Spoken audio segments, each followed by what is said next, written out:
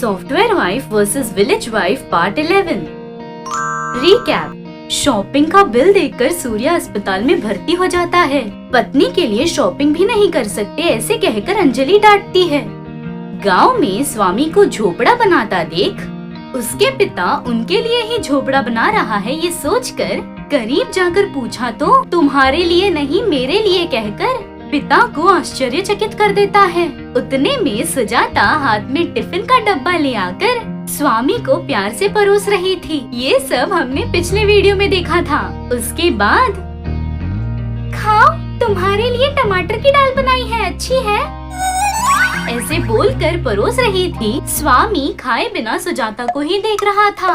वो देखकर सुजाता खाना खाने कहा तो मुझे क्यों देख रहे हो, खाओ।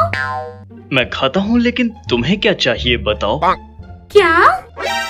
वही तुम्हें क्या चाहिए पूछ रहा हूँ।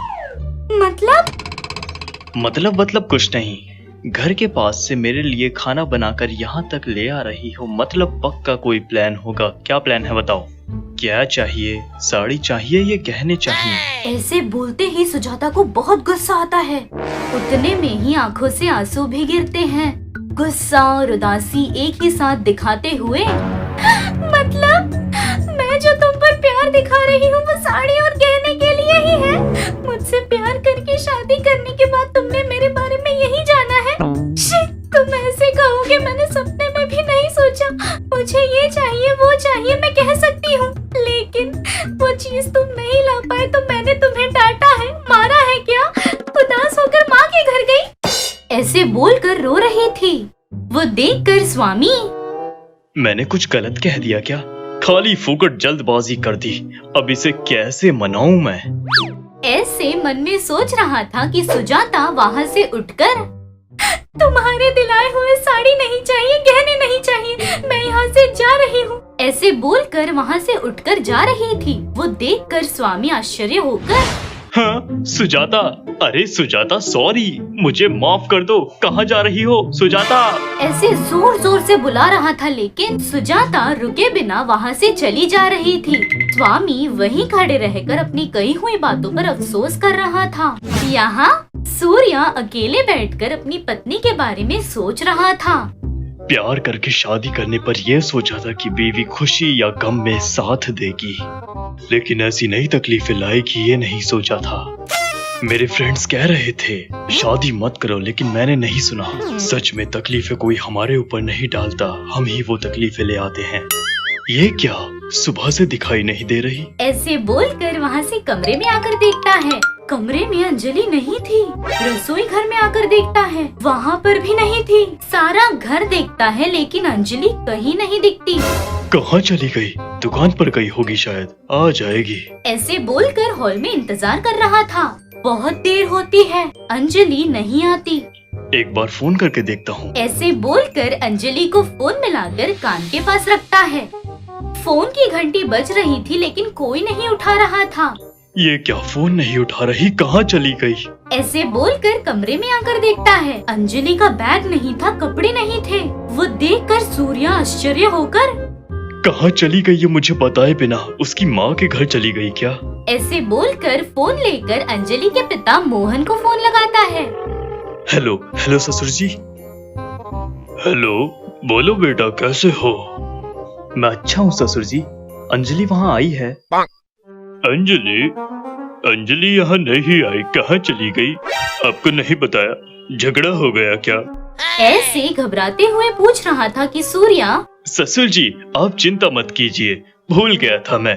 कल माँ के घर जाना है कहा था, वो मैं भूल गया था और अंजलि नहीं दिखी तो घबराकर आपको फोन कर दिया। माँ के ही घर गई होगी, आप परेशान मत होइए।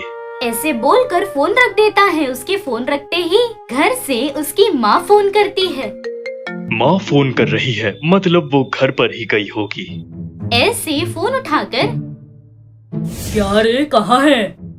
घर पर ही हूँ माँ। अच्छा ठीक है, अभी के अभी तुम घर आ जाओ। माँ अंजलि आई है क्या? बताकर नहीं आई? बोलकर ही आई है माँ। ऐसे आई है संभाल कर आई है कि नहीं?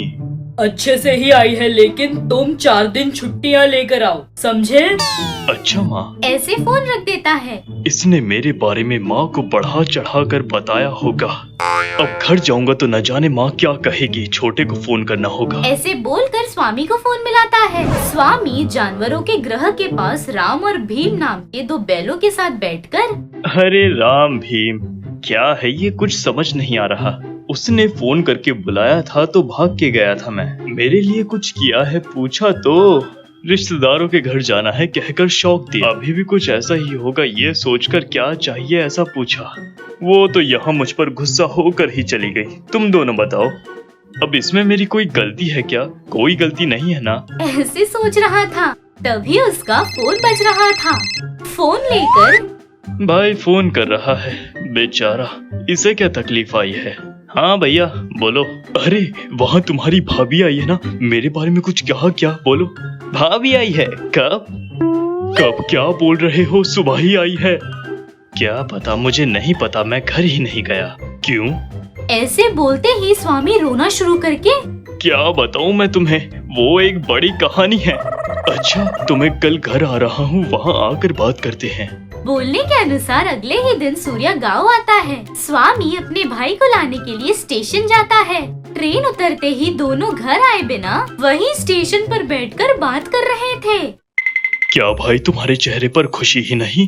तुम्हारे चेहरे पर भी नहीं। बोला ना एक बड़ी कहानी है। मेरी भी बड़ी कहानी है। अब घर जाने के बाद ही पता चलेगा उस कहानी का क्या परिणाम है। मुझे भी वही डर लग रहा है। ऐसे बोलते ही स्वामी का फोन बजता है। कौन है सोचकर फोन देखा तो अरे माँ है। हेलो माँ।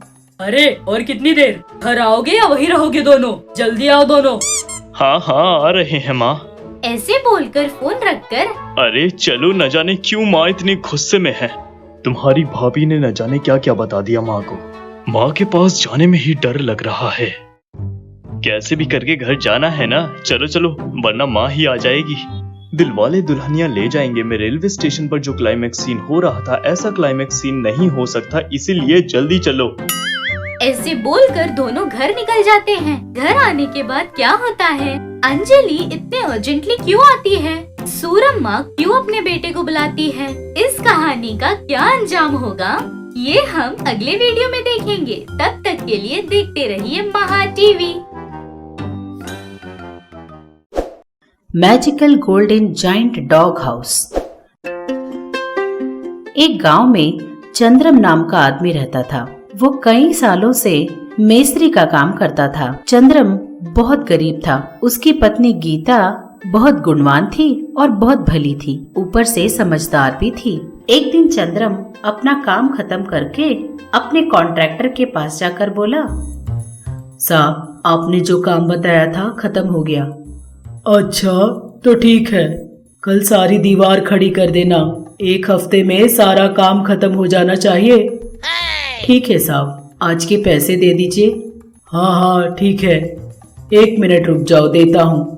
ऐसा बोलकर अपने जेब में से पैसे निकाल कर देता है। ये ले, सबको बांट दे।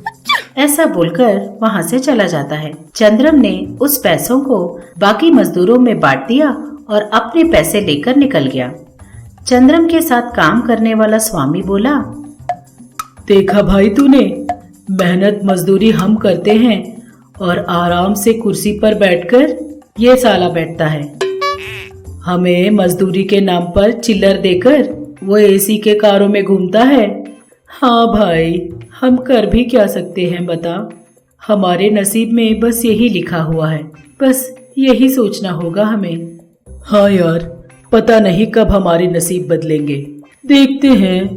इस तरह चंद्रम अपनी परिस्थिति के बारे में सोचते सोचते अपने घर पहुंचा। पति के घर आते ही गीता उसके सामने जाकर उनको हाथ मुंह धोने के लिए पानी देती है। वो अपने हाथ पैर धो रहा था कि इतने में वो घर के अंदर जाकर पीने के लिए पानी लेकर आती है। क्या बात है जी, आज आपका चेहरा इतना उतरा हुआ क्यों है? क्या हुआ? हाँ, चेहरा उतर नहीं जाएगा तो और क्या होगा बता। जब से होश संभाला है मैं बस ये मेस्त्री का ही काम कर रहा हूँ। मैंने बहुत बड़े बड़े घर बनाए हैं, मंदिर और मस्जिद बनाए हैं, लेकिन मैं अभी भी एक पुराने घर पे ही रहता हूँ। ये कैसा नसीब है, जो घर बनाता है उसके पास ही रहने को घर नहीं। शायद इसी को नसीब कहते हैं। भगवान भी शायद यही सोचता होगा कि हफ्ते में एक घर बनाने वाले आदमी को खुद के घर की क्या जरूरत। इस तरह वो मन में धीरे से मुस्कुराने लगा। ये देखकर गीता बोली, जिसके नसीब में जो लिखा होगा वही होगा जी, हम कर भी क्या सकते हैं। आइए खाना खा लीजिए, पता नहीं कब खाया होगा आपने। हाँ, कुछ भी रुक जाए, खाना नहीं रुकना चाहिए। वो रुक गया तो हमारी गाड़ी कभी नहीं आगे बढ़ेगी। जा जा लेके रहा, उसने कहा। गीता वहां से अंदर जाती है। इस तरह चंद्रम और गीता कई सालों से मेहनत कर रहे थे, लेकिन उनकी सारी मेहनत पर पानी फिरते जा रहा था। एक दिन सुबह चंद्रम काम पर जाते हुए गीता आकर बोलती है, सुनिए जी, हमारे गांव में कोई स्वामी जी आए हैं, हमें जाकर एक बार उनसे मिलना चाहिए। स्वामी जी? कौन स्वामी जी? पता नहीं जी, मैं नहीं जानती कि वो कहाँ से आए हैं और ये भी नहीं जानती कि वो कितने दिन रहने वाले हैं, लेकिन गांव में सब लोग उन्हें मिलने जा रहे हैं, हमें भी एक बार जाना चाहिए। ठीक है, कल चलते हैं। ऐसा बोलकर वो अपने काम के लिए चला गया। अगले दिन सुबह दोनों मिलकर उस स्वामी जी के पास पहुँचे। स्वामी जी एक पेड़ के नीचे बैठे हुए थे। उनके बगल में एक कुत्ता भी बैठा था। चंद्रम और गीता दोनों स्वामी जी के पास जाकर उनको प्रणाम करके थोड़ी देर वहीं बैठकर घर लौट आते हैं। घर लौटकर दोनों बोलते हैं, सुनिए जी, मैं आपसे कुछ मांगूंगी तो आप मना तो नहीं करोगे ना? अगर मेरे बस का काम हुआ तो मैं भला मना क्यों करूँगा? आपने उन स्वामी जी को देखा? वो बेचारे उस पेड़ के नीचे ही रह रहे हैं। धूप हो या बारिश, वो हमेशा उस पेड़ के नीचे बैठकर ही ध्यान लगा कर रहते हैं, बेचारे। हाँ, तो अब हम कर भी क्या सकते हैं? हम उन स्वामी जी के लिए एक घर बना कर देते हैं जी। घर? हम भला घर कैसे बना सकते हैं? क्यों नहीं बना सकते जी? घर बनाने वाले आप हैं, आपको जो भी मदद चाहिए मैं कर दूंगी। लेकिन उतने पैसे हम कहाँ से लाएंगे? मैंने एक एक करके आपके पैसों में से कुछ पैसे बचाए हैं, उसी से बना देंगे। ये सब तो ठीक है, लेकिन कैसे बनाएंगे, कहाँ बनाएंगे? कोई प्लानिंग तो होनी चाहिए ना। इस तरह अचानक बनाने का सोच लेंगे तो नहीं चलता। क्यों नहीं चलेगा जी? कुछ वैरायटी का बना देते हैं। इसे देखकर पूरे गांव वालों को आपके काम के बारे में पता चलना चाहिए। ऐसा घर बनाइए जो आज तक आपने कहीं नहीं बनाया हो। अच्छा, तू ही बता कैसे बनाए? उसने पूछा। गीता ने थोड़ी देर सोचा और कुछ सोचकर बोली, हाँ, आपने देखा उन स्वामी जी के बगल में एक कुत्ता बैठा हुआ था? हो सकता है वो स्वामी जी का प्रिय शिष्य हो। अगर हमने उस कुत्ते के आकार का घर बनाया तो कितना अच्छा होगा ना? क्या? कुत्ते के आकार में घर? आज तक मैंने ऐसा घर कभी नहीं बनाया। अगर बनाया तो हम ही पहले लोग होंगे। हाँ, तो ठीक है, हम कुत्ते के आकार का घर ही बनाएंगे और उस घर को स्वामी जी को दे देंगे। अच्छा, ठीक है, चल बनाते हैं। ऐसा बोलकर उन्होंने एक कुत्ते के आकार में घर बनाना शुरू कर दिया। थोड़े ही दिनों में उन्होंने उस घर को बना दिया और एक दिन स्वामी जी के पास गए। स्वामी, एक बार आप हमारे घर पधारिए। हमने आपके लिए एक तोहफा रखा है। भूख लगने पर घर घर घूमकर भीख मांगने वाले मुझ स्वामी को तुम कैसा तोहफा देना चाहते हो बेटा? ऐसा मत कहिए स्वामी जी, मैंने इस तोहफे को आपके लिए ही बनाया है, आपको जरूर आना होगा।